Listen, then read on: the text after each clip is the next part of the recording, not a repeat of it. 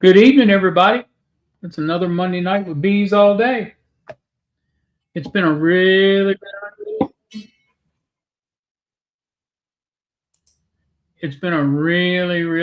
nice week so far, and it's only Monday.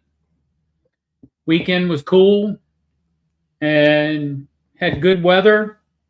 Can't beat that weather. I'm gonna tell you, it it's been something else. We were here in the 50s last night, so it was nice here. We've had a couple other nights in the 50s. Hey, Rob, Keith, good to see you in here. Kathy, I said hello to you earlier. Mark, Dodd, Jeremy's here. Let's see. There's Clay. So, yeah, we've had some really good weather, and I'm glad we've had it because I'm gonna tell you what, we've needed a break from the heat. Now it does get up a little warm during the day. It was in the mid 80s here today. Yesterday it was in the 90s. And then Saturday, it was really nice. We went to Pennsylvania Saturday afternoon after the store closed, and it was really nice weather. It wasn't too hot, it wasn't too cool. The humidity was just right. And Saturday night, it got down in the just after dark. It was in the mid 70s. And how do I know that? Because we were at the drive-in movie theater Saturday night watching a movie. So we've had some really great weather. So it's really been something. I was really surprised. So did anybody see Charlie's new video? I think he's got he's on to something there, maybe. So it's going to save everybody a little bit of work. So I'm sure he's still busy this afternoon so far. Yes, I'm wearing a sweater because the wife's got the house on refrigerate right now, and I'm cold. So I stay cold. But so what has everybody else been doing? Has everybody finished harvesting honey? I'm sure you're not. It's that time of year, though. So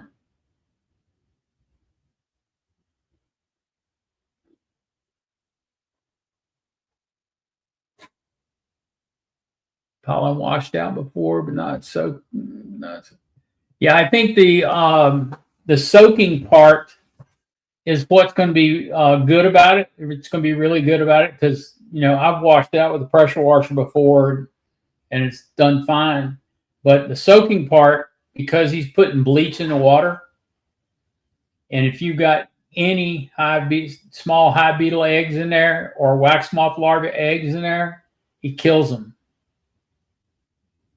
So it's what he's doing is really going to be beneficial, I believe. Hey, Chris, how are you? So it's just, I think it's a good thing. Hey, Chris, did you get that code to work that I gave you in the email today? Yeah, 5 days is a lot better than 2, Dodd. So that's how I've always done. Clay, I figured you were going to say that. I figured you were going to say that. Keith, you've been busy? I'm sure it's you've been busy pulling the last of your honey, haven't you? Or are you going to try to get another draw off of it?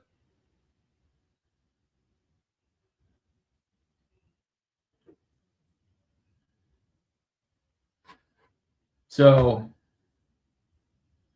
yeah, last week I wanted to talk about summer solstice queens and bee nutrition coming up this fall. So it's about the time of the year to start thinking about their fall nutrition and getting them going for the fall so we can get through the winter, get through a successful winter with them. Um,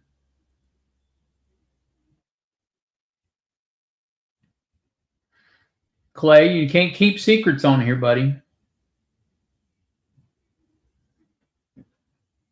Yeah, I noticed that. He's holding state secrets. You can't do that on here. This is a public forum. So, no secrets. I know you're going to have something to say about it. Hey, Chris, did you get that code to work that I gave you? I'm asking because I'm trying to make sure it's working. It worked for me earlier today. That's why I was asking you if it worked for you.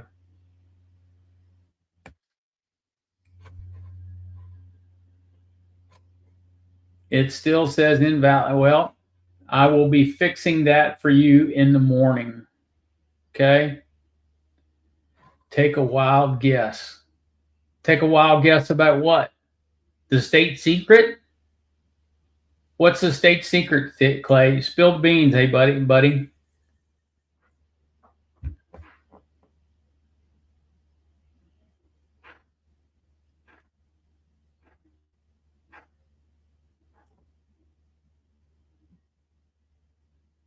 Okay.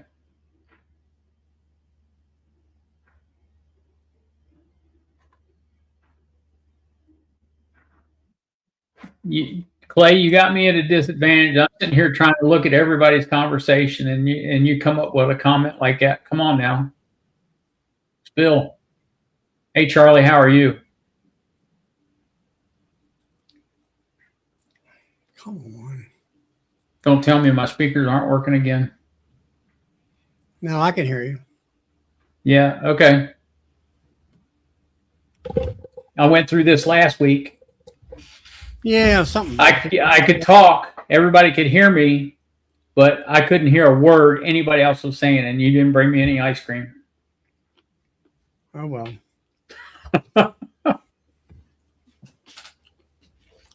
It's hot up here.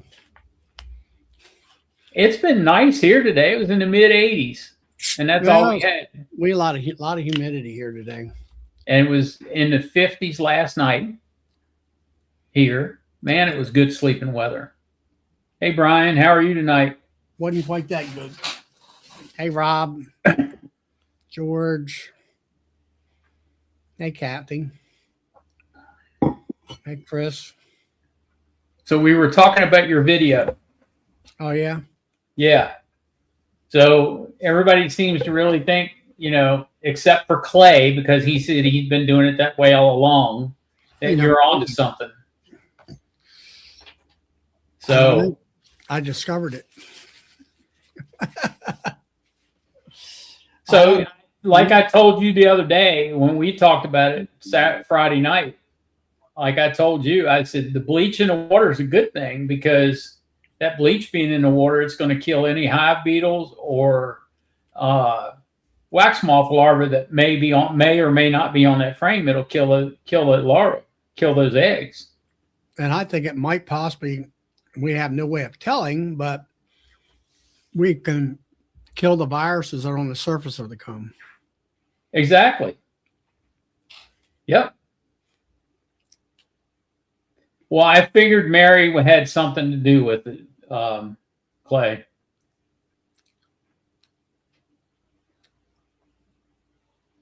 There's Granado Honey. I haven't seen him in a while.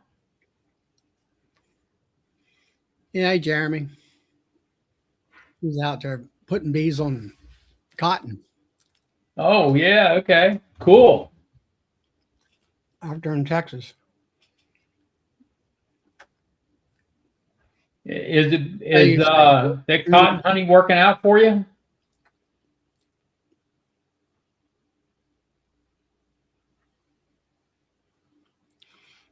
Yeah, I know you can get a few nuggets here and there from Mary every now and then. Once in a blue moon, you might get a good nugget. What Mary who? That's somebody that Clay and I mutually know that I'm not going to get into that conversation. Okay, what Amber here says, Clay has been using the Sawmill Charlie trick for years. Okay, well then why didn't he share it to everybody? Because Clay keeps state secrets on an open public forum. That's why. Gotta check out. See, all right. For trick for years, gotta check out the video for the details.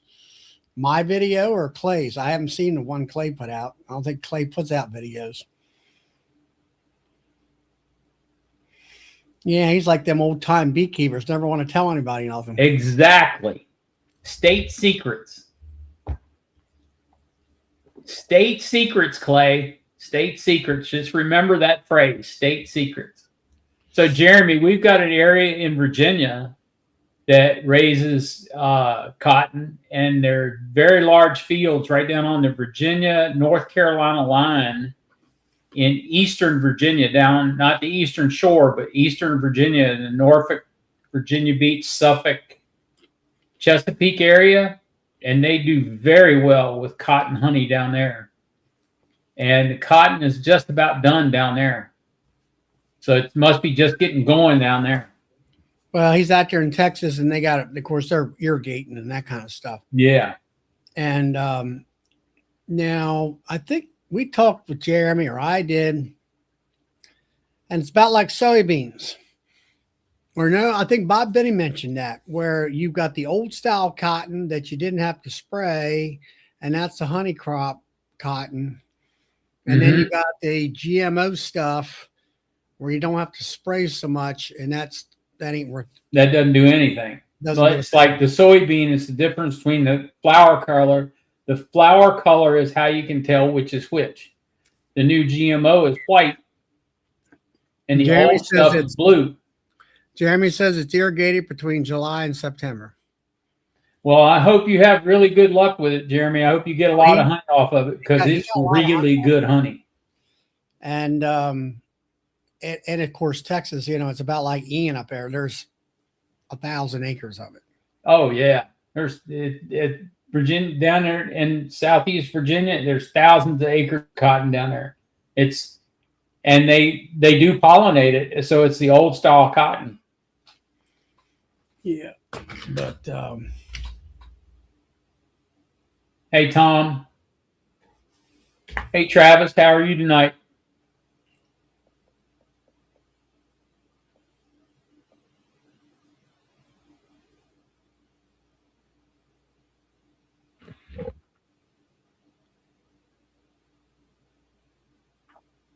Yeah, it's been really good weather here lately around here, Charlie. We actually got a little bit of rain.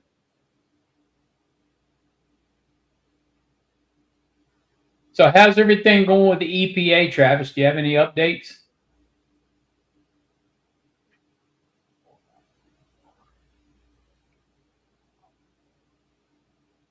I need to place another order, but I'm kind of waiting out this EPA thing so I can get the buckets. What are you talking about? Travis is from Easy Ox. Have they got the buckets out yet? Oh, okay.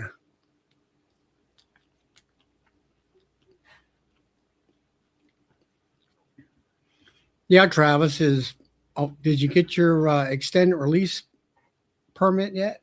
Yeah. How's all that going? Because I've been kind of holding back. Buckets are available. Okay. I'm going to be placing an order in about 2 weeks. See, another state secret comes out.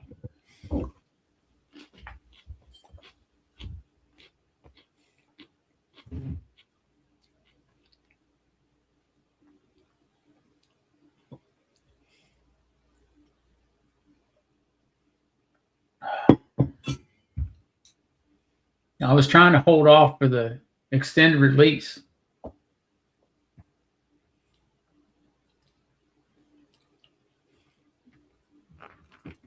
Well, it ain't passed yet from what I gather there. That's the way it sounds. What the heck is his name? English. It's time, Ambi. It's time of the year for Apigard. That's amber. Amber. Okay. Well, Mm, look who's on here. The ghost, Brad, Cajun Homestead. hey there, Brad.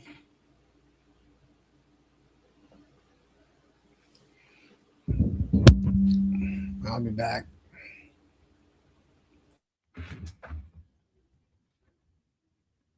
What you been up to, Brad? How's it going down there?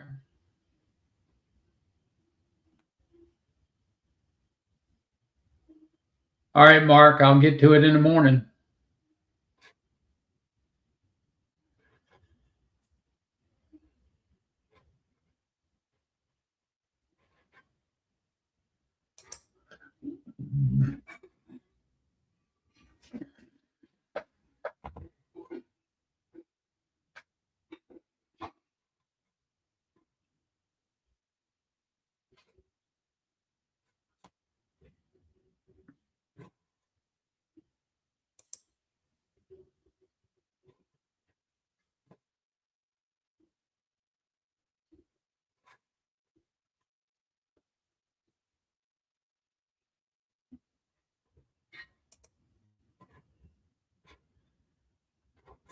Started at OAV VAP, OA VAP.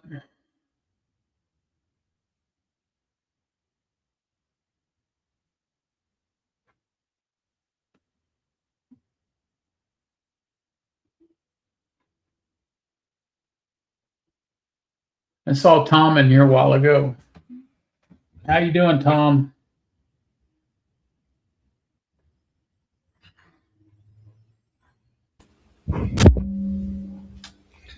All right, I'm back. Oh, that didn't sound good.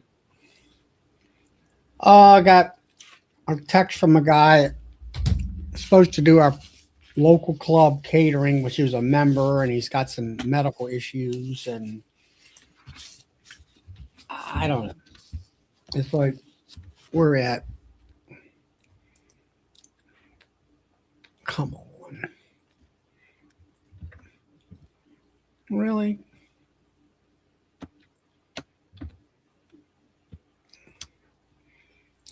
We're like 3 weeks away from the picnic, and there's a clam. It's like you can't pull it off at the last minute type thing.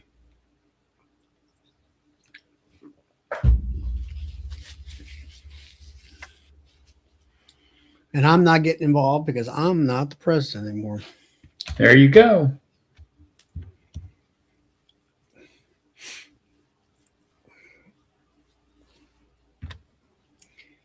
Of course, he'll probably call, but what's he spooning him? It's like, come on, people, get your act together. All right. Hey, Joe, DC.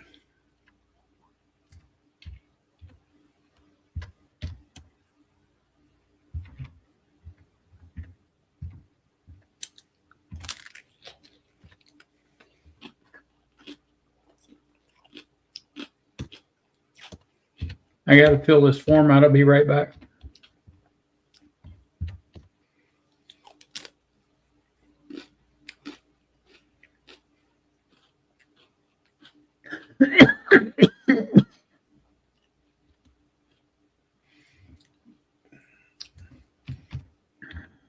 Yeah, Tom, it's hot out there in Ohio. I hear that you're going to get some heavy duty rain or something out there.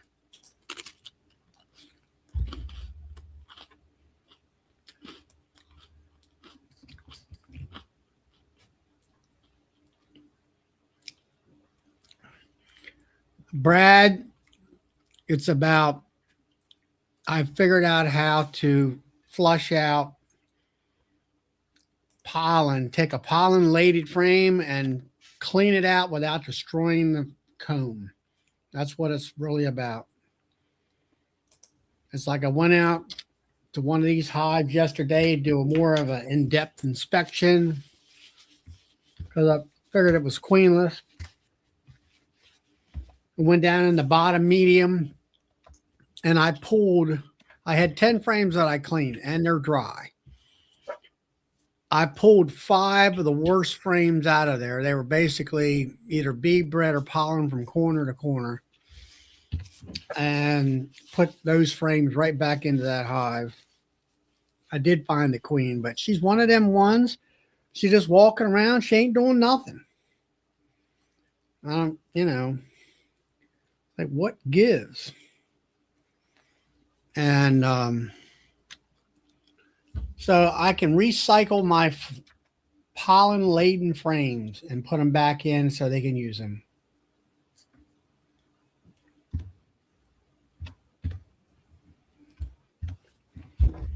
Man, where else we got going?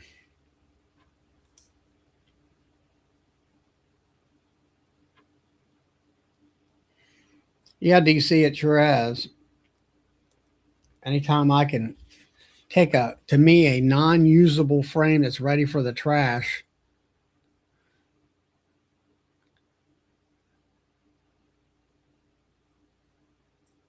I can reclaim it back.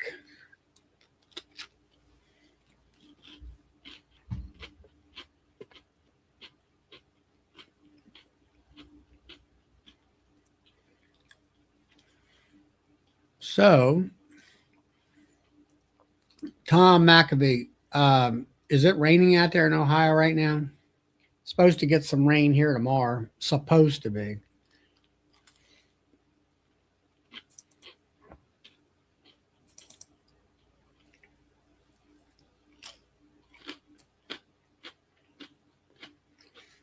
So I get pollen all the time here.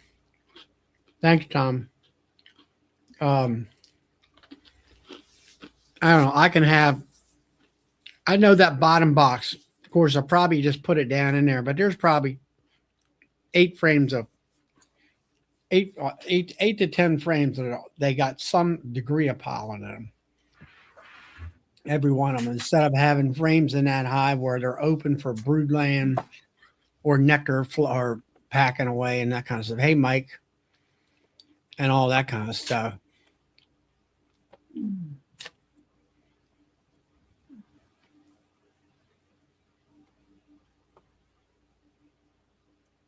I'm sorry. I got to get this done. I'm running behind on stuff for the state. So sorry. Yeah, I know what you mean. I've been working on stuff here today. It's sold a bunch of honey, and then I had my stockpile. I need to replenish that, and I bottled up 30 pounds and labeled and put all that back in there, ready for tomorrow. I'm trying to catch up on apiary stuff too. That's the bad part about it. So yeah, it just, the weather this week is really just made me really, really happy. And I went to the doctor the other day. Both drains are done. They're gone. I go tomorrow and hopefully they're going to take some stitches out. And I can get rid of this partial cast, which would be a good thing. That'll make me feel even better. You know? So you were telling me they were taking that stuff out of you. Was that from the elbow to your shoulder or from there down to your hand? From right here to about right there. It was kind of like a growth, wasn't it? Yeah, it was a growth. All right, now, growth. Yeah, Brad, Cajun Homestead. All right, all 10 of my Hawaiian queens were dead outs. Never made it a year and didn't make any honey. Yep. I did get to graft. Looks like it was poor mating. Yep. So, Brad, are you saying the ones that you brought in that died on you, or the ones that you made queens off of these queens? I think he's saying the ones that he brought in.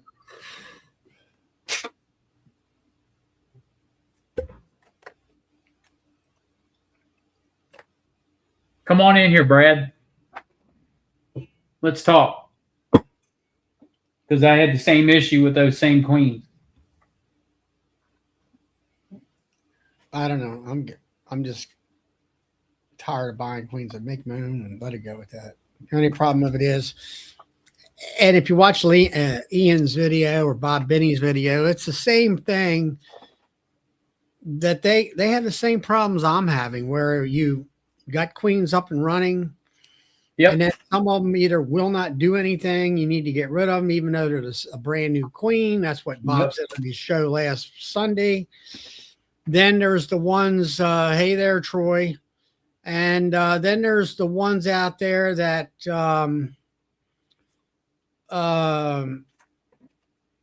that I had a couple of nukes out there and they were going just fine. Brand new queens, got their own little nest going, and poof, they're done. They're gone. Yep. Exactly.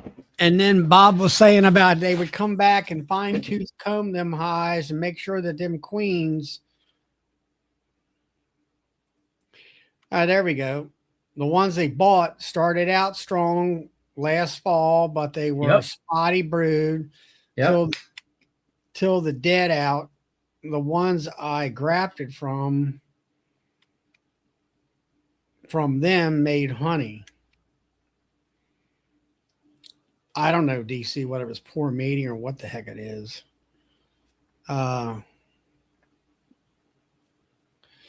Let's see. Todd got 14 Hawaiians and he only got 3 left.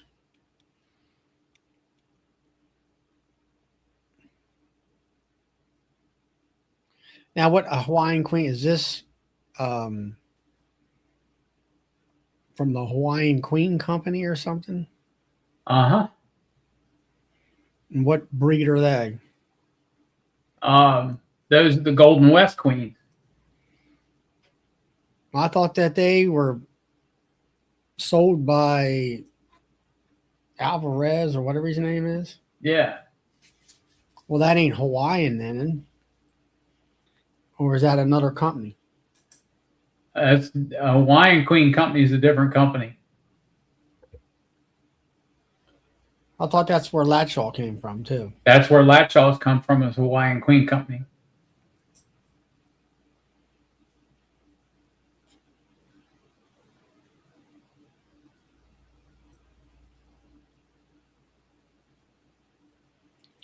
Yeah, I'm just... Yeah, that's Alvarez. Alvarez has yards in Hawaii. That's correct.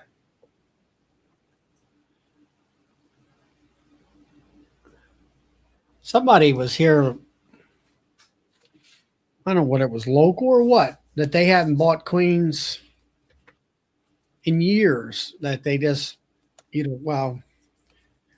let the bees do their own thing or whatever. But on the other hand, I mean, some of us were sideliners to where the Golden West is Alvarez is the only seller of that. But anyway, I don't know. I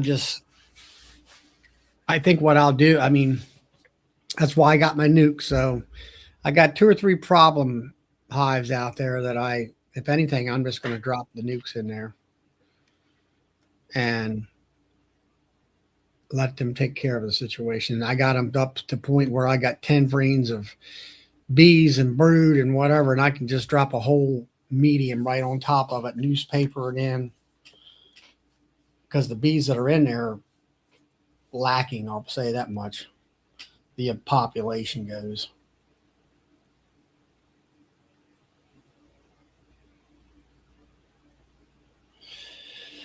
I've heard that, DC, but it wasn't me. Somebody talked about that.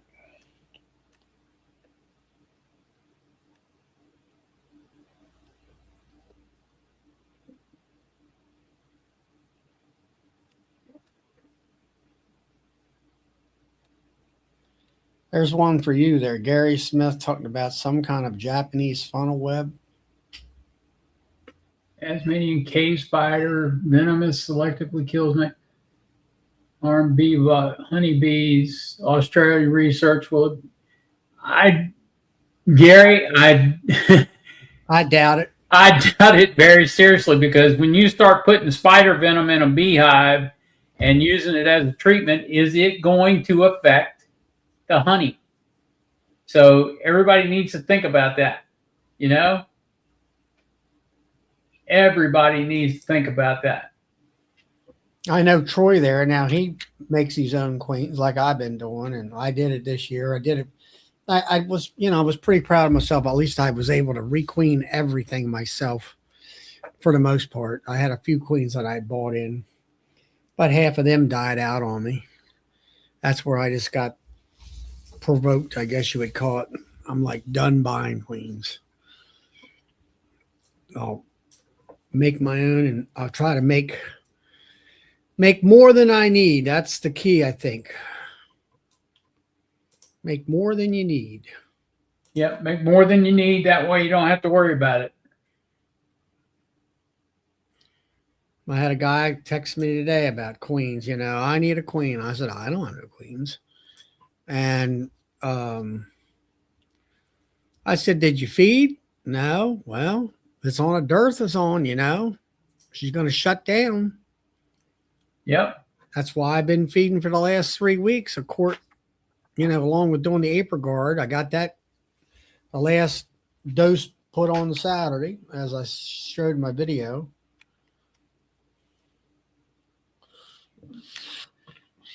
And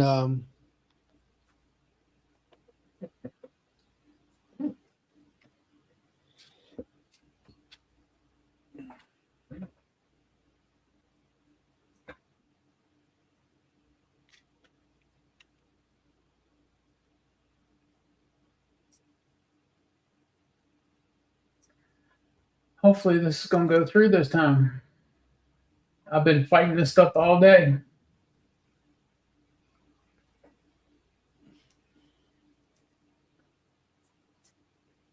It doesn't? Oh well, there's always tomorrow. yeah, Amber, it's, I think when it comes to queens,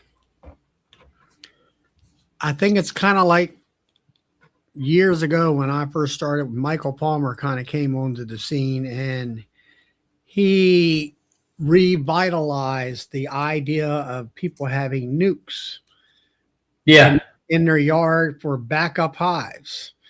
And I think we're starting now. Everybody was buying queens because of either they were relatively cheap, and nobody really, I'll say, had the knowledge and skill.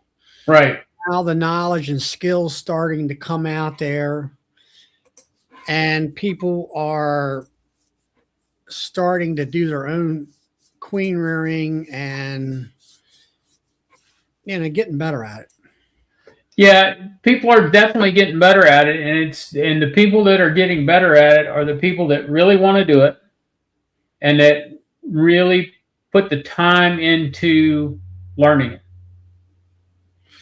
Well, that's what you just said in the nutshell when it comes to the overall general beekeeping is what makes me more successful than some the other, like say the beginners or the intermediates. And I'm like, you got to educate yourself. You got to go to conferences. You got to go to different meetings, get on the, what do you call it? The Zoom, Yep. free Zoom chats that some of these colleges are putting out throughout the year. Yep. And when you apply yourself to try to suck in as much knowledge as possible, then you have a more higher possibility of becoming more successful when it comes to keeping your bees alive and all that kind of stuff. That's very true. That's very true. And somebody made a comment in here about store-bought queens or bred queens.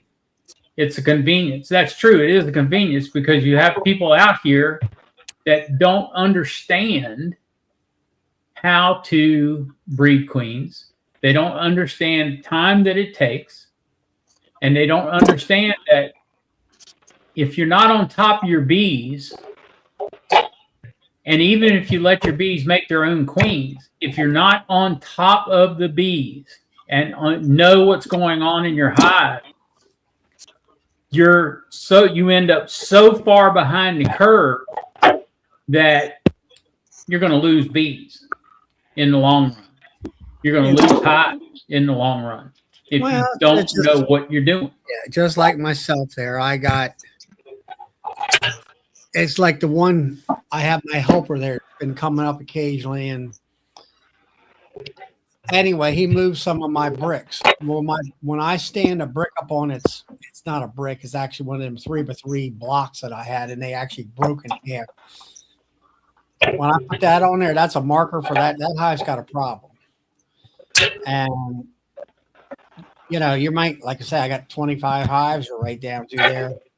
You're going to have 2 or 3 of them that have got issues about it, and you need to address them.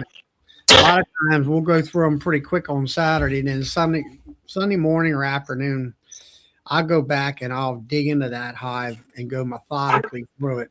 Yep. And see what's going on. Phil, did you get a haircut? What? Haircut? Did you get a haircut? No. Maybe I cut it. I cut it myself with the whatever you call it. I just run the clippers across it, and then I get my wife to trim around my ears and my neck. That's about all I do. Okay. When you're this pretty, Bill, you don't want hair getting anywhere. I was going to say, you look like you lost a little bit of hair there.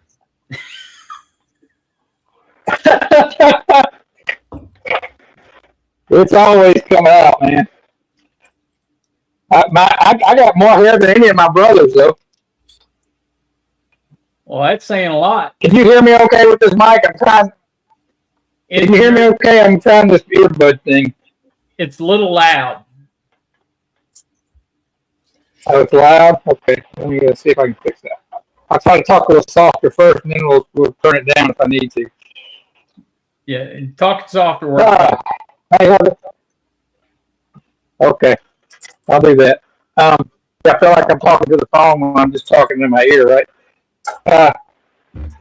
What, that hearing aid? Was that on your show or Charlie's one? Yeah, yes, it's big over here.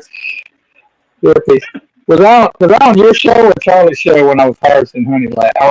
Or not harvesting, but extracting? I can't remember. Charlie's.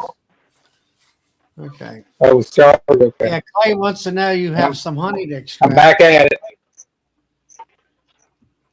So Clay, I got 14 you have to extract.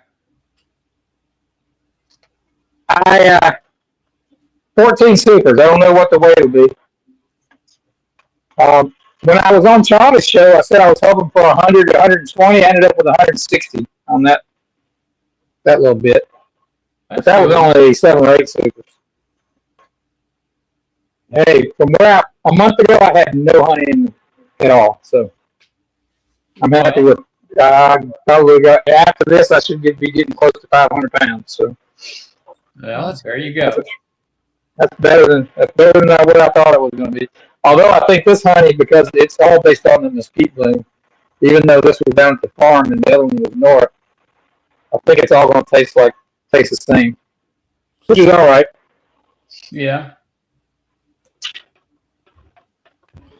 All right. Catch you later, Chris. See you later, Chris. But yeah, that mesquite bloom, they started drawing white wax. This didn't all the way cap, but it's fine.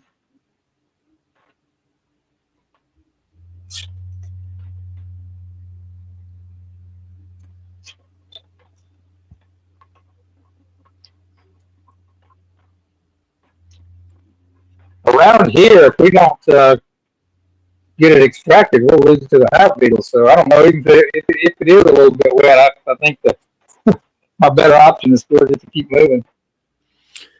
So Brian wants to know, Philip, did you find one of Jeremy's yards? Is that why you got some honey now? Yeah. See, Jeremy posted on Facebook that he was at the Rangers game. So I just jumped in the truck and ran over there to his place and pulled these off of his. Don't be telling anybody that, Brian. You need to put some Man, I can't get away with nothing around here. So did y'all get any of that rain that came through down there? We hadn't gotten rain in a while, and we got the big rains a few weeks ago. Yeah, this was that storm that came The through. mesquite.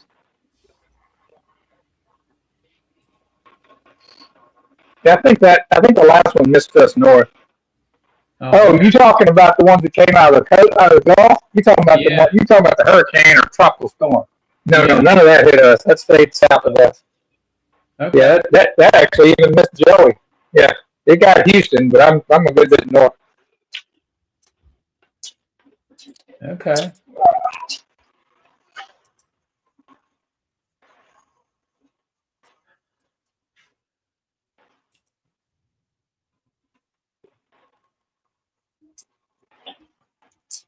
Yeah, I'm not liking this talk you guys are having about Hawaiian Queens, because that was going to be my plan was to order some of those in about a month. Oh, yeah, y'all making me have second thoughts. Well, I mean, there's a little high beater right there. I think this queen thing has been an ongoing thing with everybody for years. And, everybody says, oh, well, if you raise your own, you do better. That's true. They're accepted easier and everything else. But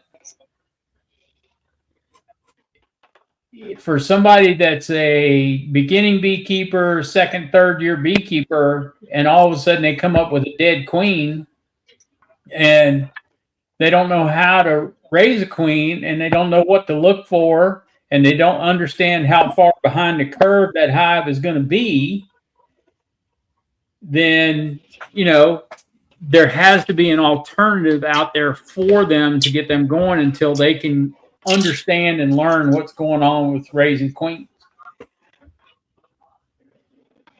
So, yeah, and I agree. The store-bought queens, it's a convenience. It truly is a convenience. Somebody else does the work for you. My reasoning for wanting to get them is I was doing so bad on honey early on. I said I've got to change to be more of a bee producer, and I was going to buy them and keep them through the winter and sell them in April, or half of them. That was because I could, you never know with bees around here whether they're going to be hot or if they're going to be gentle. So I was just trying to hedge my bet that they would be gentle if I got them from Hawaii. I think Jeremy's been doing that out there where he's got some real mean bees, and I think his has been working out pretty good. Yeah. I think he's on here. The queens that I'm getting from Hawaii are Latshaw queens, and that's the traits that I breed for anyway, is what the Latshaw gives you. And I have great success with them. So I was going to show you guys the money shot. I just opened the gate. Well, let's see. I don't know. You see the gate down there? Probably not. No. What is it? Something's in the way right there. See. It's a chair. That. It looks like a chair with some something on it. Okay, I see the pocket. There we go. You see right here? No? Yeah. All right. I don't know. It's probably too dark. The light's not good. It's real light though. Yeah, let me get you. I can get you closer. Yeah, take the phone and get it closer. I can figure out how to operate this thing. Let's see.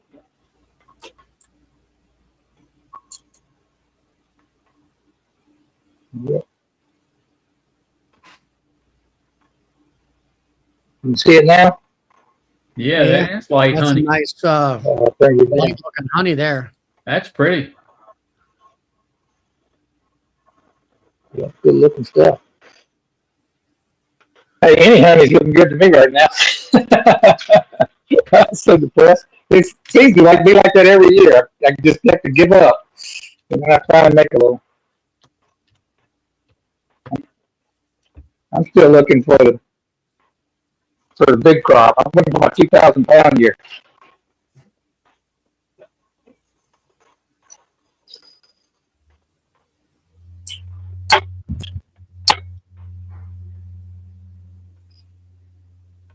That's it. Stick your hand in there and get your fingers cut off. Live action.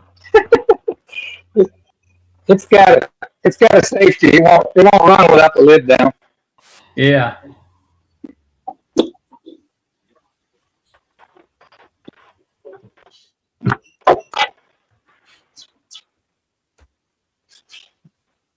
Look at all that pollen in that frame. I sure wish somebody could tell me how to get that out of there.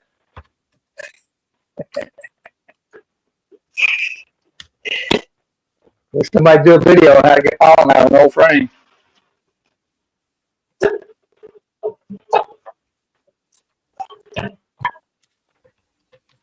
More of it in there.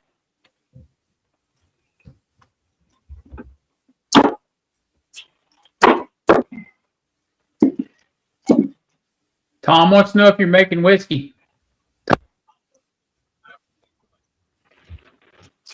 That was a week ago. I made the mead. I'm through with that for a while. I had 48 bottles, but I'm down to about 41 now. Something's happening to them. Have you been drinking the profits? Yeah, I messed up. Didn't scratch that one all the way. Yeah. I'll tell you what, it's pretty strong. I drank one,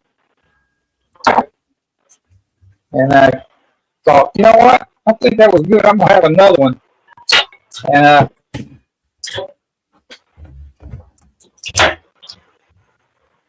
I got halfway through that second one. I was like, whoa, this was too much. I had to stop. So one beer bottle full is plenty for an evening.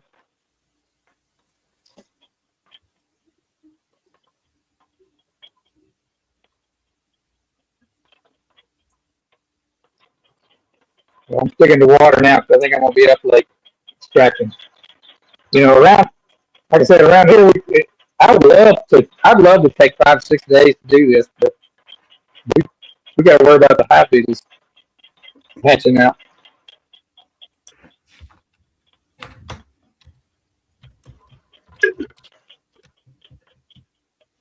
I don't have a drying room.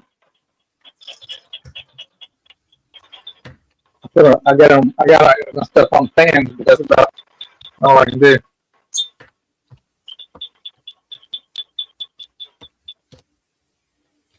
All right.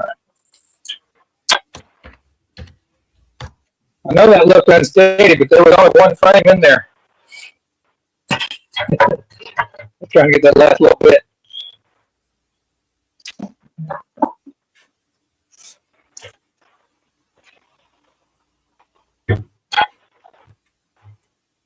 I know last year, did I hear you say Tom? Is that Via Tom? Yeah. Or Tom Maccabees? No, Tom Villa. Via? Yes. Yeah, because last year he was wanting some mesquite honey, and I told him I thought that my Richland was mesquite. Well, I'll guarantee you that my Crossroads and Richland is mesquite this year. So when I see him at Navi, I'll bring him a jar. Probably I can bring him a jar of each if I need to. I can't figure out how they're going to be any different if they came from the same source. One of them might have a little something else other than the other.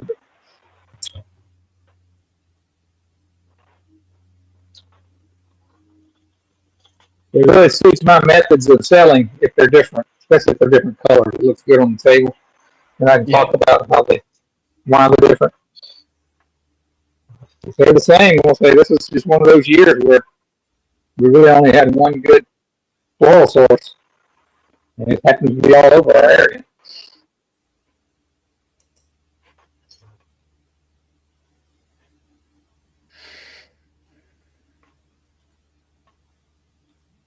I might, I'm pretty sure I'm going to put some down on cotton, but I may be too late because I'm not going to be gone for another 2 weeks. Well, I I think drove. Jeremy's ahead of you on the cotton. Yeah, he goes to irrigated fields. They can get a head start. But about a week ago, my friend told me that the cotton out there where I put mine was about 6 to 9 inches tall. When I drove home, I looked over to my right from the farm, and I saw cotton, and it looked like it was probably 12 to 18 inches tall, and it was covered in blooms. I was like, I need to find out who has that property, and not this year, but next year, put some on it, because it's right off the freeway on my way to the farm. It'd be easy for me to drop off some hives there for a month.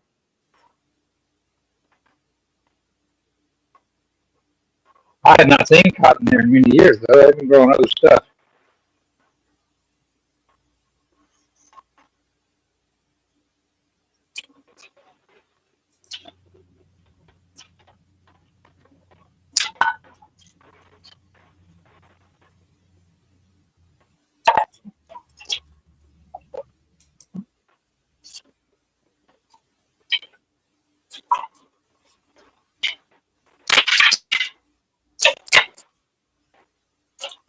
Mm.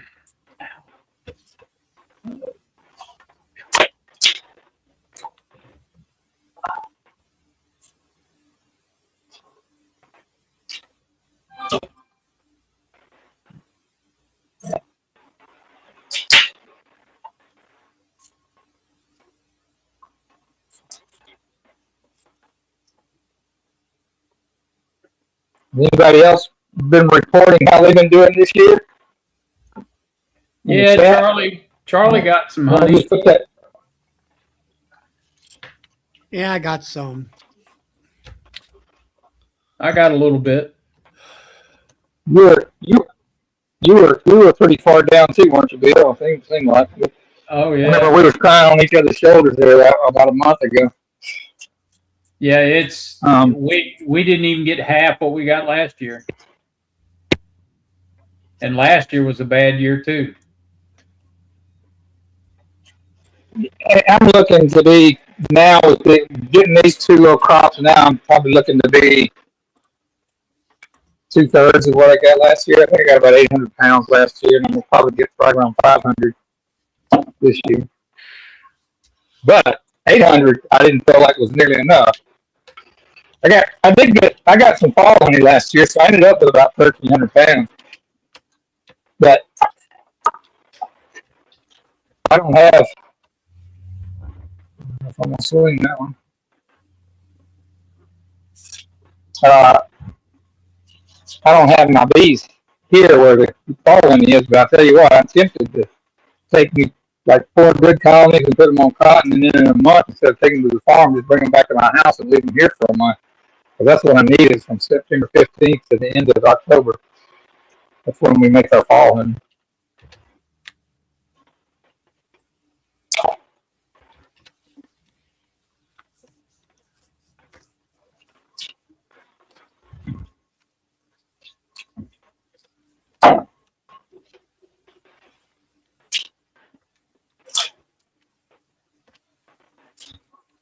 I pulled all my supers off and tried to get everything to a double deep and fed them.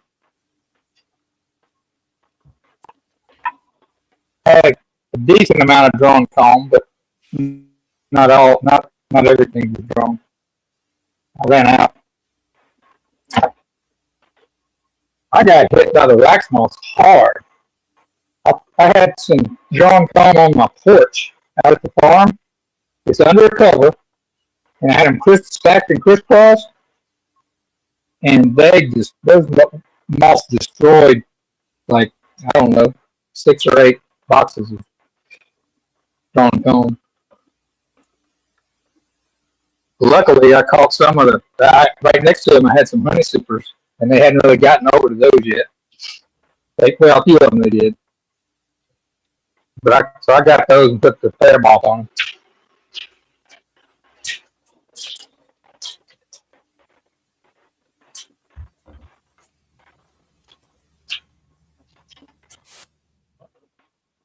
Like Michael's comb honey are having a hit. Everybody seems to like them. Yeah, those comb frames that I got from I Michael. think this mesquite flow came in strong enough. Good. They worked really well. They were in the very bottom supers right at the queen excluder. So they got filled first and drawn out first. And I'm going to tell you what, they were worth the investment. Then what do you? There's a frame in it where you just cut it out with a knife. Yeah, and you can get 2 pieces out of each section. All right. And then everything else around it would be considered chunk honey. So, what's it? How long is that frame? It's a medium frame, length of frame. So and there's 4 spaces per frame. So each space is a it's about a 5x4, maybe a 6x4, maybe. However, whatever you can get four of those in that space of that length of that medium. If you cut that one section out, that'll fit in a box, I guess, or not. Yeah, you can either do 2 or 1. And I took mine and cut them in half and put them in a jar and put runny honey over them. I'm thinking about like you put combed honey, I guess you call it, where it's, you sell it in I think, what is it, a half a pound and a pound? Yes, it's I call them sandwich boxes. Yeah. Yeah.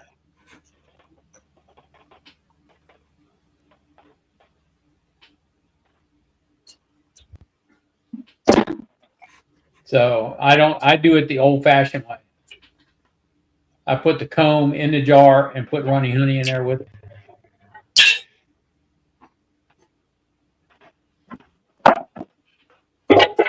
That's how we did comb honey when I was a kid. Yeah. Before they had sandwich boxes of comb, what they call comb honey now.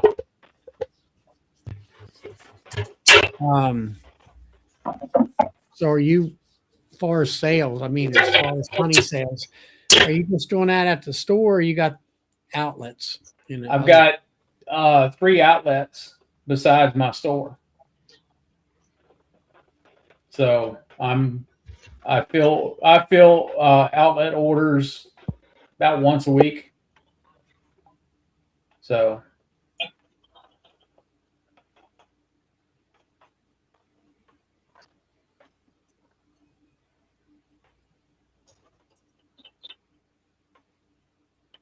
I'm trying to talk Michael into doing doing those comb frames in deeps.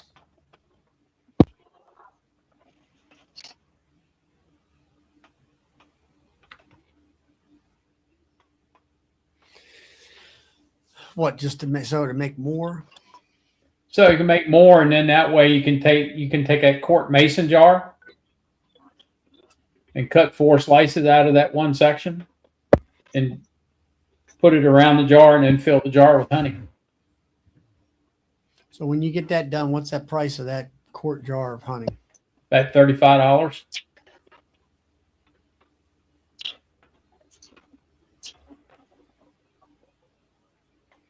And the jar that I'm doing now, the price on it it's a pound and a half, and it's about $22 or $23. I forget. I don't know what's in the register for.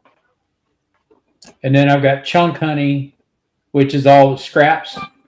I don't have as much of that, but when I do that chunk honey, it fills the jar as full as I can get it with a scrap comb, and then I pour honey over that, and that's $18.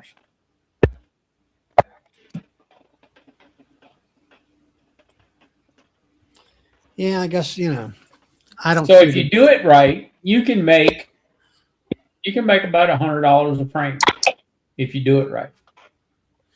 I don't understand what the appeal is unless it's somebody looking for from their past, I guess you would call it, as far as new I've customers. got a lot of people that when they would get comb honey here in the valley when they were younger, they recognized comb honey as comb in the jar with running honey over it.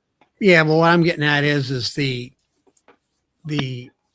appeal, I guess is what I'm saying. Where most people they want to squeeze it out of a squeeze bottle and you're done. Yep. And I've got those people too. And then you got the ones who are like kind of reliving their childhood type of thing and all. So I used to, on my cut comb, I would put it in a little container, little plastic container. And then the part that was on the left, that part was left, the 2 inches along the bottom there, I would put in the jar and pour honey over the top of it. And I would put it out, and the stuff in the jar wouldn't sell until the other sold out. And as soon as it sold out, they started buying the stuff in the jar. Talking about runny honey or the other kind? I had both for a little while. I had the ones in I guess you'd call them the sandwich boxes, but I actually just use like a full plastic. So I would do 3 inch by 3 inches, what my format was. I haven't done it in a couple of years. But yeah, that chunk honey, but I never worried about it selling because it looks good on the table. And there's something to be said when you go to a market. You're probably going to have to sell if it makes your table look better. And eventually it'll start selling. But I just recently I had somebody ask for some that had comb in the jar, but I didn't have any. So there are certain people that look for it. I think that people think that the honey comes out of that comb that's inside the jar. It's like they don't realize it doesn't. Yeah, they do. They might. Well, I mean, you'll see the Makes them think it's more real. over there. They'll take a regular frame of honey and you'll go over there and at the restaurants and cut it out that way and put it on your plate. Right. Yeah, you can get about $80 for a frame of that, like that, maybe 100.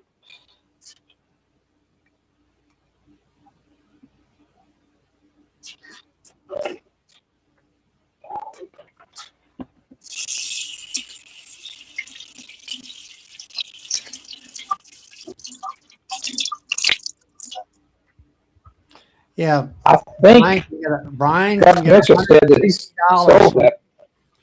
full comb of honey, $160. That's not a bad price. That's a damn good price, I think. That's a great price. Yeah. I'm trying to think what I would do if I could get 5 across 3 by 3s. I would sell those for 25 to 30 each. And then I'd sell the bottom, cut into chunks, and I'd get about 4 or 5 of that, and I'd put them in just a 16-ounce salsa jar, and I'd sell that for 28 a piece with honey poured over the top. So I think all that adds up to about $150. But if you can sell it for 160 and not have to cut it, you've done really good, I think.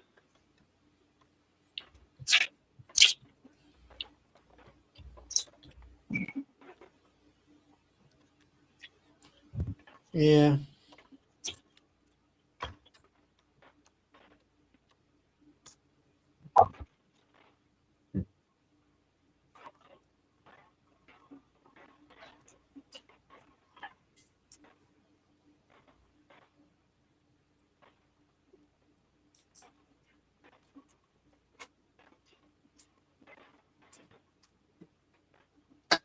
Oh, supper.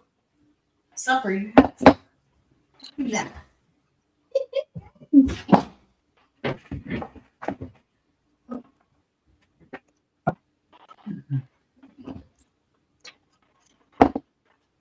Yeah, I got popcorn. Supper.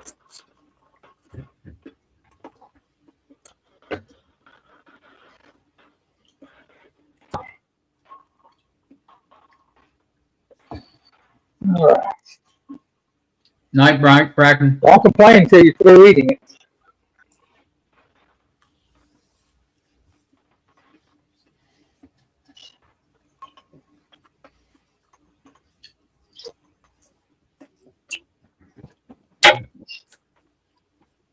So, Brian, do you sell most of your honey, or just 1 or 2 frames a year like that?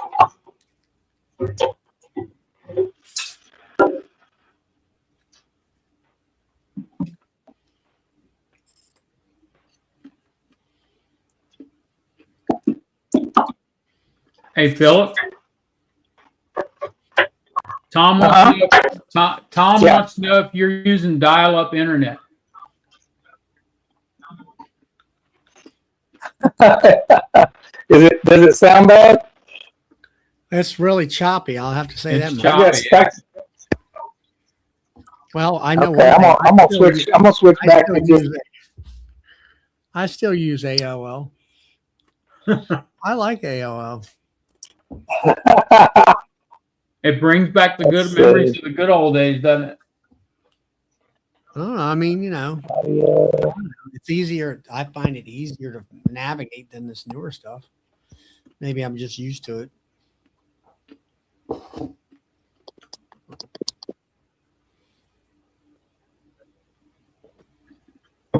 Can't believe Tom's big time in Mr. Echo. Yeah, well, he's trying. He ignored my comment. Go ahead and talk some more. I think you finally got it straightened out, Phil. Yeah, Yeah, Phil got I his stuff switched. straightened out. I switched to speakerphone, so Yeah. I will need to speak up a little bit now. Yeah, that's much better. Yep. Everything the other way, it was choppy. Yeah, I think that Bluetooth was having issues.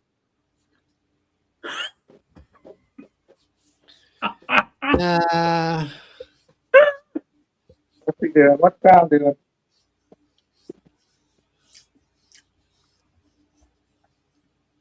Well, I don't put CDs in.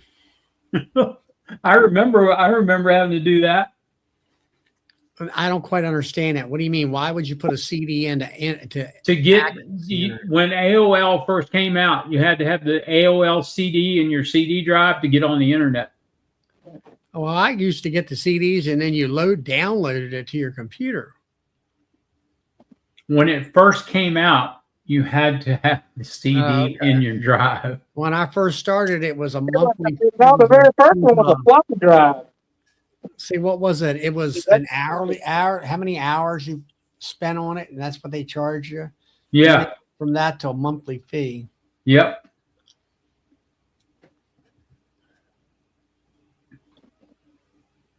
I remember when they built the original AOL buildings in Loudoun County in Sterling, Virginia. And that was a big deal over there. Because we put the fire alarm system and the clean agent systems in the computer rooms. That was a big deal. What was that, Halon? Yep.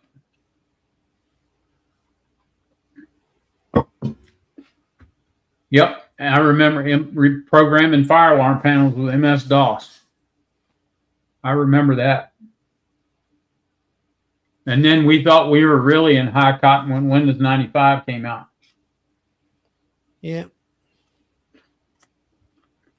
Until we figured out you couldn't program a fire alarm panel with it. We had to go back to MS-DOS. You probably could. They hit that command prompt. Yeah. Took everybody a little while to figure out where that was. Yep. And it took everybody a while to figure out what it was for.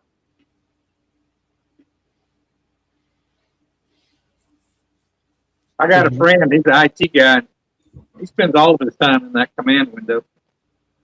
I can remember when over there to Harvard, the college, the community college, and they had a computer room over there, and they had these discs are about that big. They Yep. had like a handle on them. You put them down, Yep. disk Put drives. them down in the drive. Yep. Yeah, I started with the computers where you had a 5-inch floppy, and then they went from a floppy to a 3.5-inch, card or disc or card or whatever you want to call it, and then the 5.5s went out the door, and Then you got a 3.5. then you got a 3.5, and then you went to that. I don't know, a bunch of other stuff. So then CDs came, and then I went out and got a burner so you could burn CDs.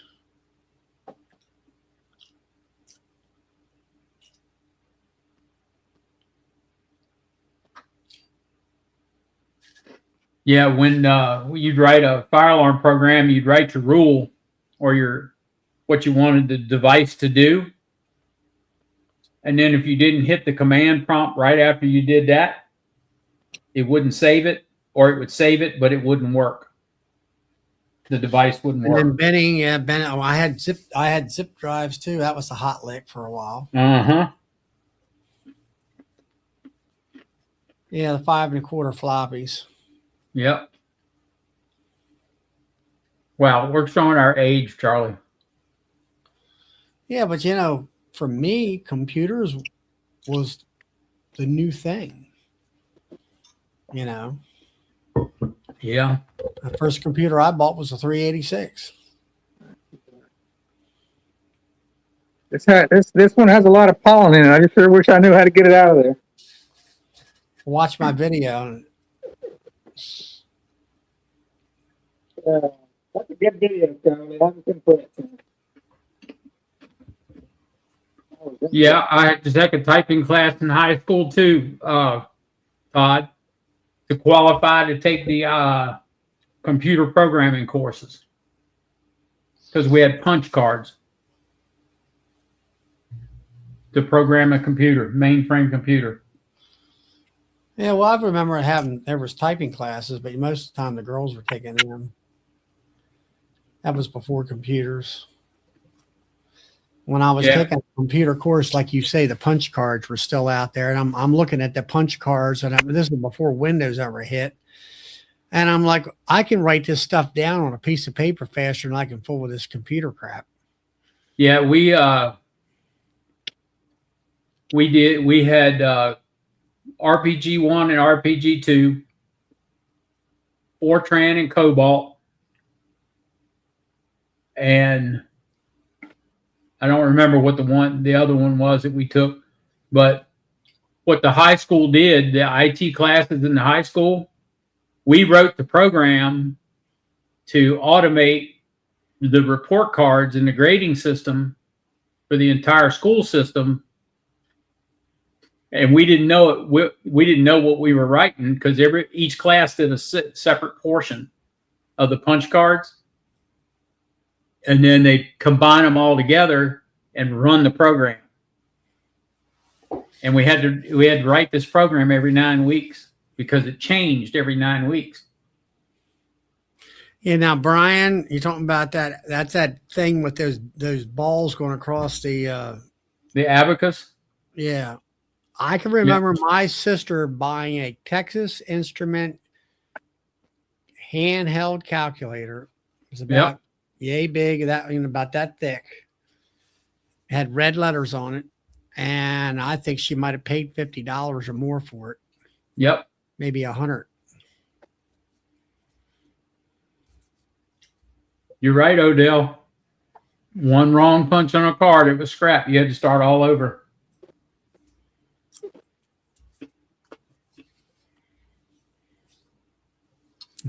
I know my father or somebody said they had an issue with the local electric, because they would send you a punch card with your information on it, so you could pay your bill. and there were the discrepancy, and I couldn't get nobody to answer and nobody to phone. And the guy said, take a pair of scissors and trim that card just a little bit. You know, Yep. trim it about 1/8 of an inch off it. And he said they'll throw it out and then they'll have to call you. Yep. Like that.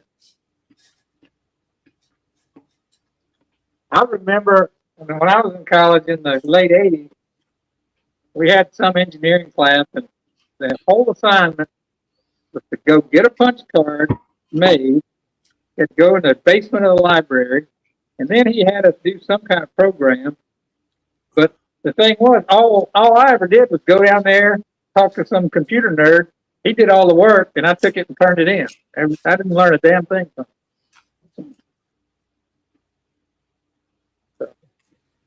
Yeah, we would mess with, like the high school would come in, the school itself, the principals, they would come in and say, I need this done. And we'd sit there and we'd do it. And we'd take a blank card, every other card, and put in a blank card. And when they'd go to run it, it would spit out this ungodly amount of paper, just a blank page. It would have a whatever was on the card on one page and a blank page, card, blank page, card, blank page, card, blank page, card. And we would turn a 100-page report into a couple hundred pages of paper. And they would walk out of there with a report like that thick.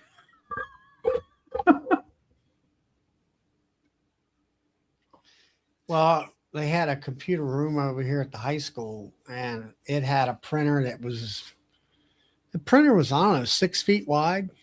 Yep. And it had that green and white striped paper in there that was Yep. about, I don't know, the damn paper was at least 30 inches wide. Yep. And it had, the tracking wheels, and all that stuff. A little hole. Yeah. Now just think about that. Think about how big that paper was. And you really only needed about a 75 or 100-page report out of that. And just think how thick that was. Now add a blank card in between a blank page in between every typewritten page.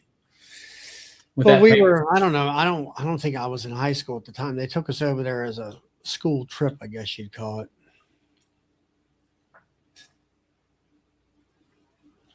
Is this beekeeping 101 class? I don't know. Computer class. So, Tom, did you get I forget what you were trying to figure out, some kind of couplings or something. You were working on something on one of the shows last week.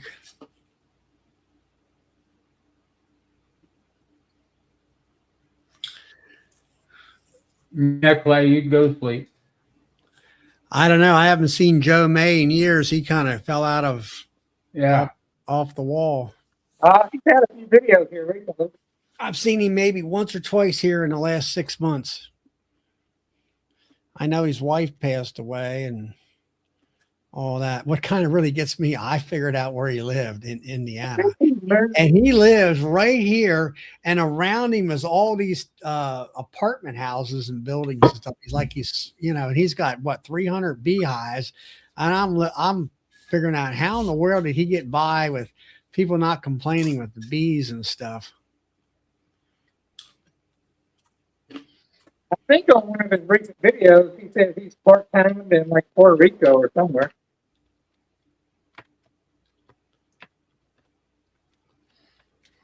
You got a girlfriend. Yeah. I don't know, Tom. Were you on Keith's show or something like that, and you were trying to hook up something? I think it was. I'm not sure. I was flipping through things. I don't know whether it was a hose fastener or something for one of your tanks or what. Or maybe it was Mr. John's bucket trip.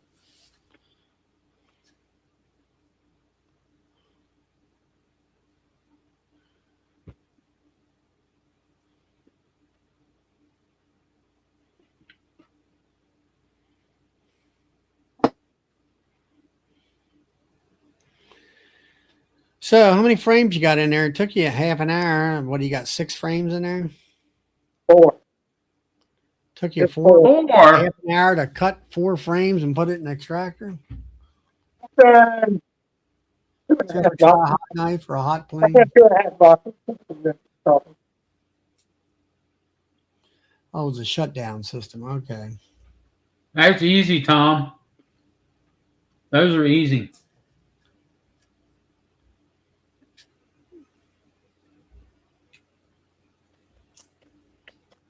You may tell you how to hook it up?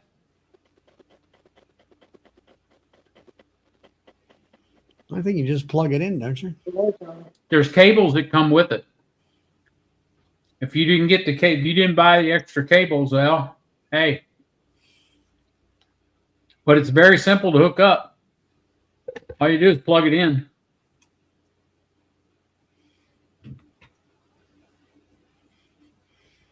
Uncapping one cell at a time, huh?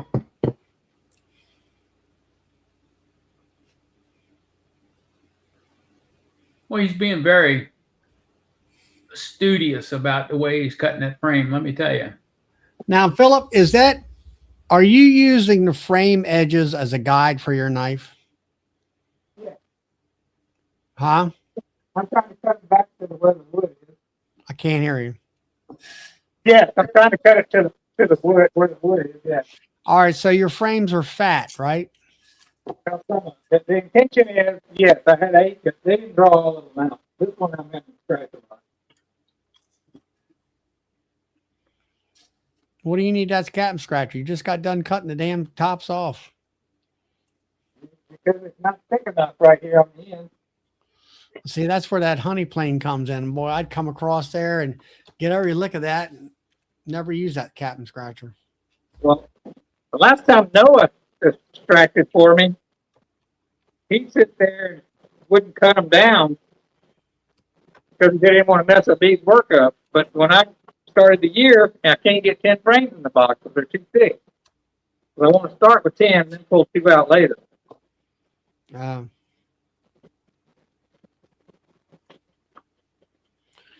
So, Tom, you actually filled 55-gallon drums of honey today or this morning. Like, I don't know if you can see, but this one is barely fat enough to use a knife. Yeah, it is. My biggest problem of it is I can't never get the damn bees to draw the combs out.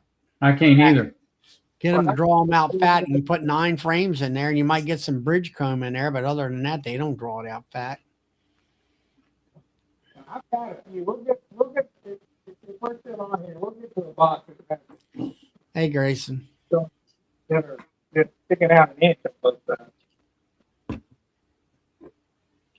But, you know, I do right now. I do the knife on both sides, and then I do the extractor. Or lift them off.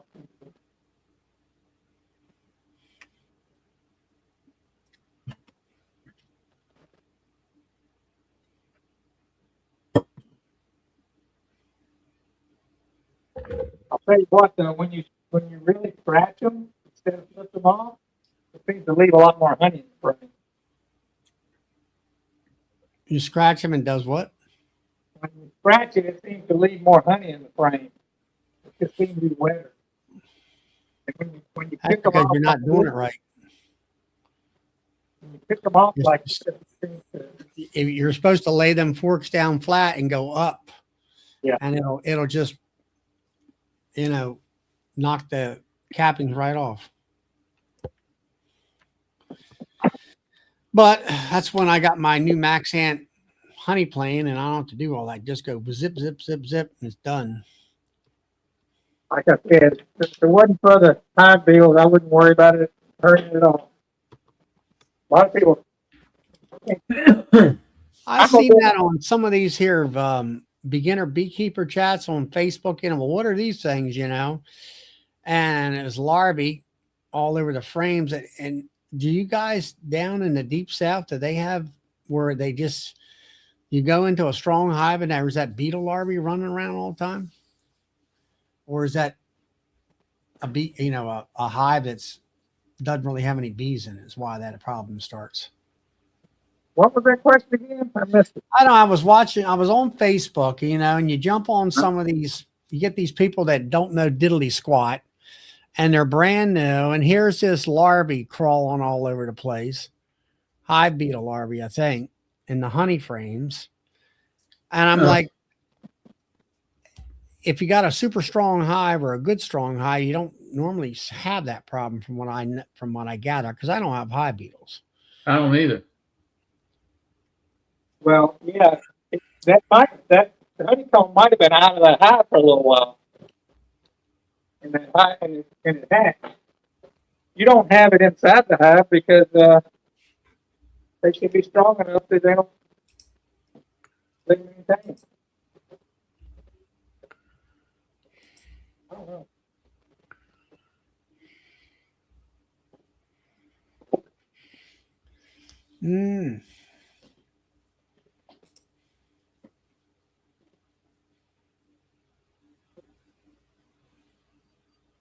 All right. Well, that Grayson answered that question. So basically what it amounted to was you had a new beekeeper that didn't know what they were doing and doesn't recognize all the red flags. I have extracted and saw a few wax moth larvae. Those don't bother me that much. They're usually over on the side somewhere, and they're just all they're doing is eating. They're not eating honey. They're eating, some kind of brood or pollen. Probably pollen is what they're after. Yeah. But they don't. I mean, all you got to do is pick them out and go on and extract. But if you get those hive beetle larvae, they've already slimed. They've already crawled through your honey and get all in. Yeah, well, I've never had any of that problem. If I don't get this done within 3 days, I'll lose it. Well, that's what I normally do. I only pull enough boxes that I can get extracted within 3 days. One time I had a good bit more. I had like 600 pounds, and it took me 4 days. And on day 4, I ended up losing 5 or 6 big full combs of honey to them. Huh. That was I just took it outside and let the bees eat out. That was terrible. But after that, I'm not messing around. They say if you get it dried down and get the humidity down and all that, but I'm not going to take any chances. I mean, this was collected yesterday morning all the way to yesterday evening. So I'm at more than 24 hours. I'll have some hive beetles if let's say it's a weak hive. I'll see 1 or 2 crawling around, not 10,000 of them like I see down in the deep south. But I'm getting more and more this year than I ever had. I used to say there wasn't a problem, but I've had a few that I've opened up and went, oh my gosh, there's 50 on this one frame. Yeah. I usually bang it down and play whack-a-mole. Bang it down on top of the pipe. My nukes and some of my 10 framers are on blacktop, and then that's why I have carpet out there, and that's why I have my hives in 100% sunlight. So that seems to be very beneficial to me. Yep. And my hives are sitting on stone, and they're up on cinder block, and underneath the stone is a landscaping paper that nothing grows through.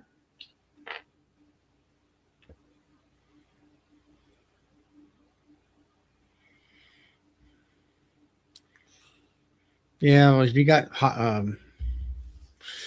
don't know. Like I say, once I get done extracting, my frames go through the freezer. Yeah, actually, they stay in the freezer. And mine stay in the freezer all winter. Yep. And then Black freezer.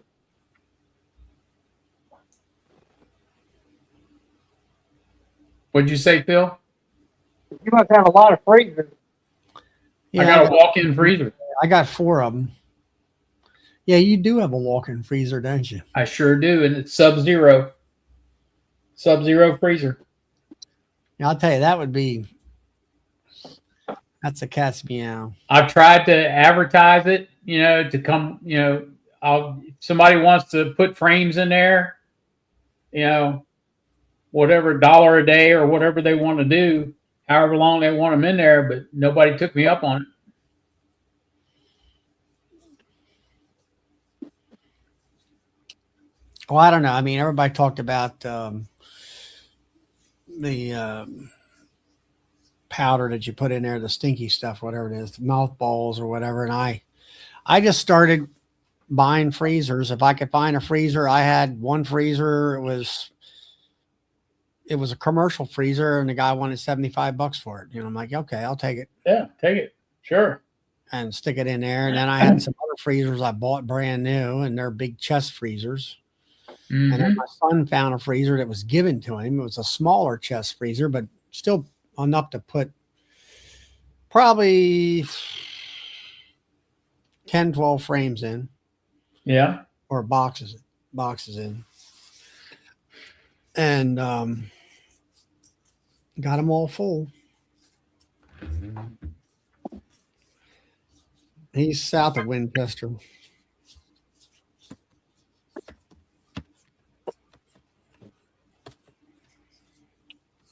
He's about what? You're a half an hour south of Winchester? I think it's about 38 miles. Yeah, but I get on it, whatever that road is, Route 7 or whatever, goes to DC. Yeah, if you get on 81, if you come across 70 to 81 to Hagerstown, Maryland. That's a long way around. Yeah, but it's the easiest way to give directions. So if you come that way to 81 and come down south 81, when you hit 81, it's right about an hour and 15 minutes from there to my doorstep. Or you go through Harper's Ferry over to Berryville and come up. What's that route number up there through there? 7, 8? 7. 7. Cross Route 7. Take 7 over to 81 from that point there at Winchester down. You're 30 minutes. Yeah, 30 to 40 minutes. Depends on traffic. I'm going to say 45 now because of that construction on 81.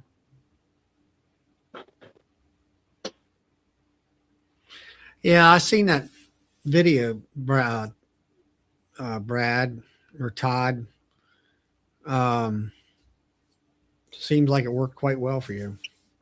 Yeah. As far as keeping the bugs out of it. But, you might be. No, it's not quite 2 hours from Frederick. About an I hour. can go from my doorstep to Frederick, Maryland. About an hour, I think. Hour and 15 minutes. Yeah, I would say.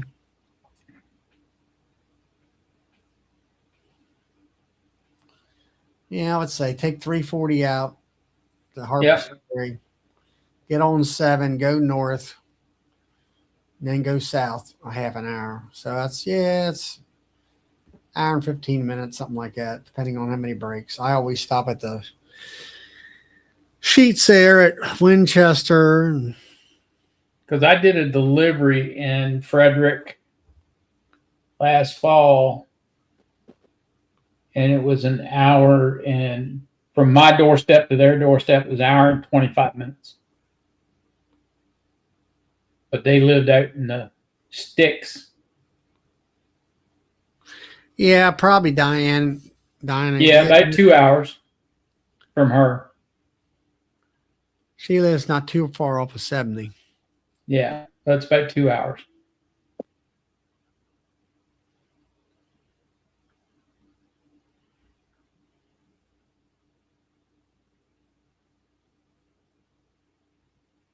Todd, bacon and eggs. I'm coming to California to eat supper. I know where Eldersburg, Maryland is. Yeah, that's about right. It's about an hour, 45 minutes, 2 hours.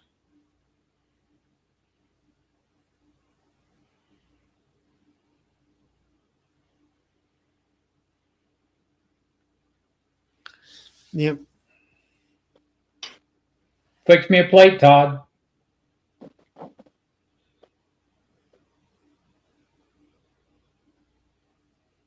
So that's 1, 2, 3 of us that are coming. 4 of us.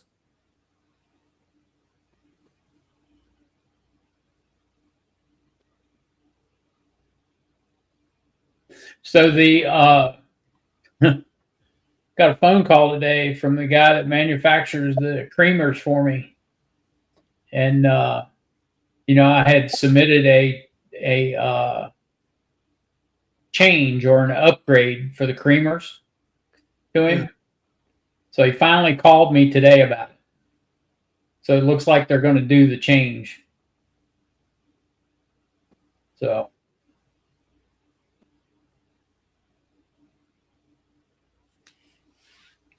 Was that the guy from South Carolina that you talked to, or you talked to Thailand? well, it's kind of a combination of both. They were both on the phone. The change that I submitted was the upper paddles will push the honey down and extending them out further towards the side of the creamer. And then the lower paddles, extending them out towards the side of the creamer, they will lift the honey. So it gets turned over better. It mixes better.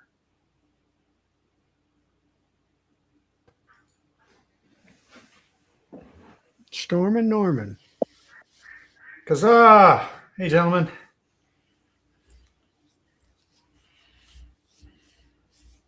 So I had to come and talk to the panel of experts. I got a question. If you guys are willing. What's that? Well, I was helping out a friend and a client today, and you know, I've sold him a couple nukes this year, and he had one that, yeah, I guess they, you know, killed off the queen at one point, and then it went drone layer. Like he was a little afraid to actually go into the hives, so it was, you know, a little too much time had gone by. Anyways, we go there, and he's got, you know, there's drone brood and lots of bees, because, you know, when I sold him a nuke, it was basically 4 frames of mostly capped or uncapped, like pretty much all capped larvae. So You're talking about all drone. Well, the stuff I gave him was all worker brood, but since then they've all hatched. So it's a pretty big hive, but you know, time has gone by, and you know, the queen never queened, and then I gave him another queen, and I guess that queen. Just take them bees and throw them out in the weeds and be done with it. That's what we did today. So now you can put a queen in there, and you can put a cell in there. They think that they're queen right, and everything is fine because somebody started laying a bunch of drone eggs all the time, and there ain't much you can do about it. You've seen some people on the internet, I can fix it and all that, and you know, it gets to the point where, do you want to spend that much time fooling with something like that? Yeah, that's exactly what we did today. We shook out the whole hive out in the grass, and then in that spot, I gave him like basically a two frame nuke with a queen, and put it in the spot. Did you back that hive up? Because it had a bumper guarantee. Yeah. And so now what he's got going on, he's got World War III going on his property. And Why? like he's saying that, you know, they're basically the bees are fighting. There's probably like a couple hundred bees dead in front of the hive since I left. Did you put the box back where the old box was? Yes, we did. Well, there's your first mistake right there. You don't put the box back here. You take that box away and leave it. So they have to go to other hives and see if they can beg themselves into it. There you go. Okay. Well, we didn't put that box back. So it was a different box in the same position. You're putting a hive in the same location of the drone layer hive. So that's your mistake right there. Yeah, Yep. don't do that because all those foragers are coming back saying, where's our Where's our everybody drag at? queen? We're looking for a drag queen. What do you do with it? Yeah, that's the problem. They're going to kill the two framer. Yeah, You they're think? Oh, absolutely. Yeah. For sure. You need to move out hot. You need to have nothing there for a couple of weeks or more and move that hive someplace else. I'll tell you another thing that I did. I always heard, oh, if you've got a weak hive here and you've got a strong hive here and you want to equalize them, you just switch the location. Yeah, that works too. Yeah, So, yeah, so I did that. And when I came back in 2 weeks, the weak hive that I put in the strong hive was queenless. The foragers from the strong hive came back and killed the queen. Yep. Oh no. Yeah, I'm not doing that shit again. Jeez, and I've been using that all year this year to boost stuff up and knock them down because I always assume when the worker bees come back, it's like they beg their way back in. But I guess when there's enough of them, they quit begging. It's probably the first time I've tried it, but it didn't work out for me. Hmm. The other one was fine, and it got weaker too. Well, this is going to get expensive for me. Great. Yeah, I mean, it's his hive. He bought it. It ain't your problem because he screwed up. Well, I went there and was holding his hand through this. It did what? I was holding his hand through this, just trying to solve the Blind problem. leading the blind. Well, I say the dumb leading the blind.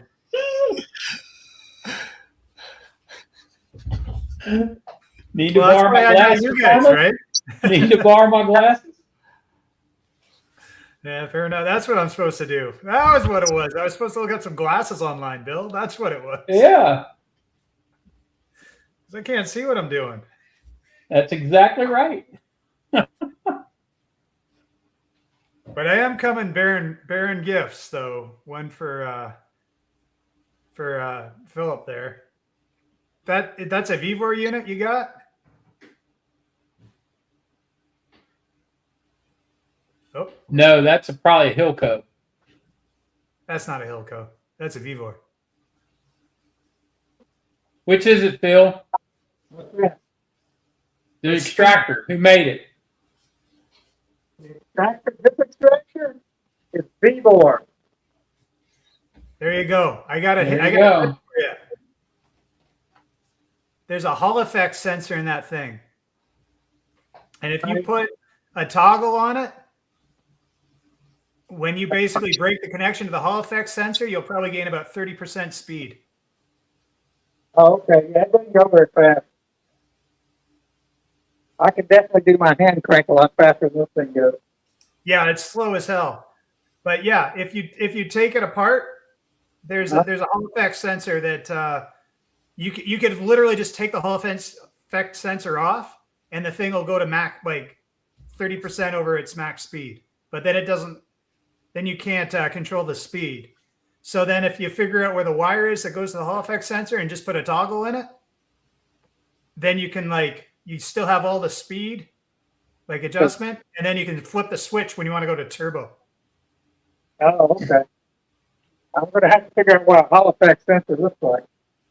Oh, it's just a ring that goes around the motor. There's like two wires that go to it. It's like the only thing that goes to the motor outside of it. I think it's in the top. It's like under the fan. Uh-huh. Yeah, under there. Yeah, take those 4 bolts out. And then there's a fan, and I think it's right underneath that. All right, I might look into that. I've got a 20 frame license, but I've never used it. It's still wrapped in the plastic. I never have had a big enough honeycomb to merit using it. It's got it in my phone. But yeah, I bought this thing, and it came all dented. So I contacted them about sending it back. I said, well, let us just send you some money. So I got like $60 off. So I ended up getting the thing for like $160. No, that's all right. Like $225 or something. It was already cheap. I guess it works for you because it's warm down there. Up here, when it's a little colder, it's like I can't even get honey out of it with that thing. Really? No, it works okay. It does not work as good as the tangential hand crank though, because I just thought it was the radial aspect of it, not the fact that it does spin pretty slow. Yeah. The only thing I warn you about that when you do disengage the Hall effect sensor, the motor will get a little warm because now you're actually moving. Yeah. Now you're going to start a fire, Phil. Yeah. Ah, there's honey around it. The honey will put the fire out.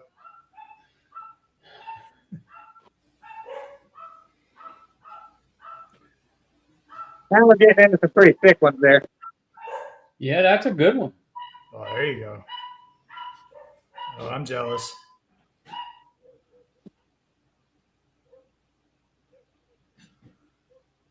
Oh boy. Yeah, I'm not making honey like you guys are, but my bees are still making honey. We had basically 2 days of rain recently, so this will bring everything back to going again.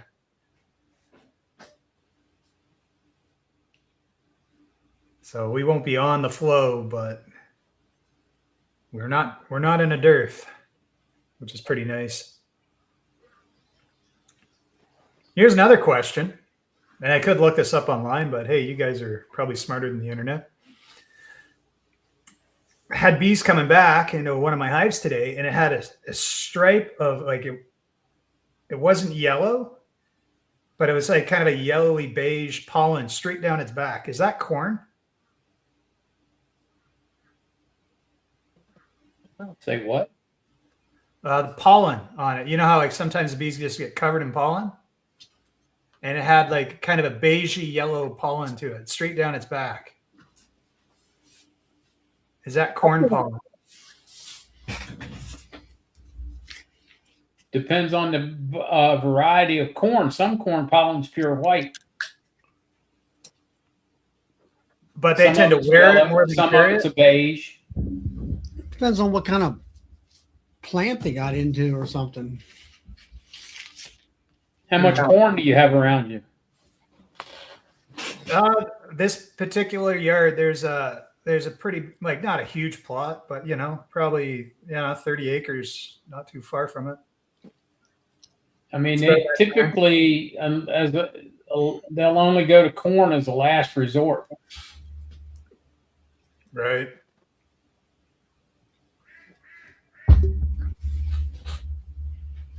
See you, Kathy. So, I mean, good night, Kathy. It's kind of hit or miss as to what it is. Is there a lot of trees or anything around it? There's like where this yard is, there's all kinds of stuff. Like it's in a golf course community. So like there's a lot of gardening people and fancy trees and all kinds of stuff. But that being said, outside the community, there's corn, there's a vineyard, there's a lavender farm. There's lots of blackberry and lots of bush. It's kind of coastal. Yeah. Is there a problem with JW? I haven't heard anything. She's sick? I don't know if that's the same thing, Norman, but I've seen bees come back with a white streak. They look like a skunk down their back. And I think Fred Dunn talked about that once, about that's a certain type of flower that pollen really, it's like static electricity and draws it onto that. Yeah. And it'll make you take a second look, but sometimes you think you saw your queen walk by.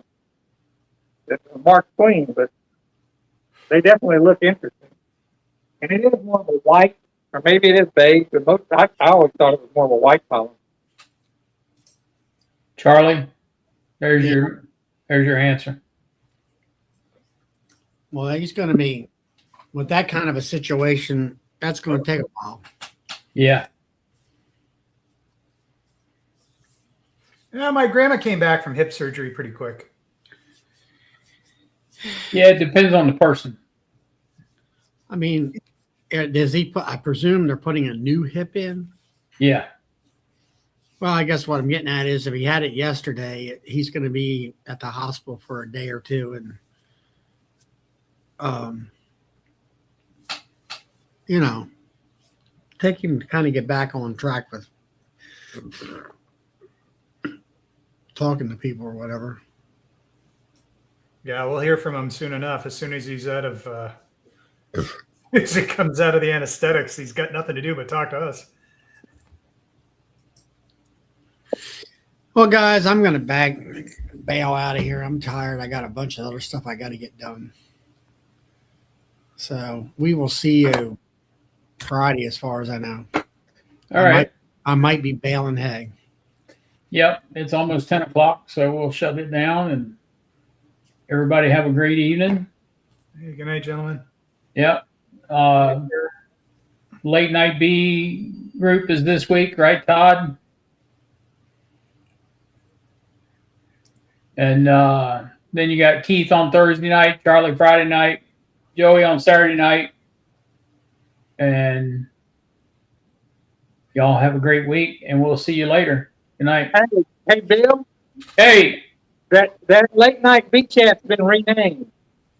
Oh, it has? Yeah. To what? It's called Honey Love with Curly Blue and Lavender. Honey Love with what? Curly Blue. That's Todd. The blue. Yeah. He's got the blue curly blue, and lavender. Who's Lavender? That's Brian. Lavender Farm. Oh, okay. So it's Honey Love Honey Love Talk with Curly Blue and Lavender. That's the name of their show now. Y'all heard that. It didn't come from me. It came from Phil. So if you're gonna yell at somebody, don't yell at me. Yell at Phil. Good night. It's gonna be a big hit.